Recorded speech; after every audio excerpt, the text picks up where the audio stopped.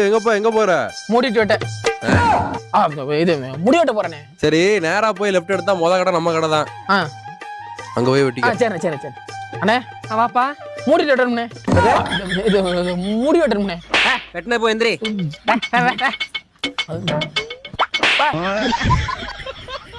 எப்படி மூடிட்டு வெட்டணும்?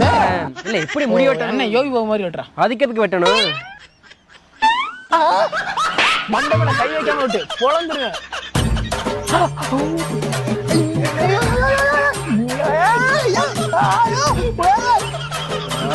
வேலையே வேணாடா. எங்கப்பா போற?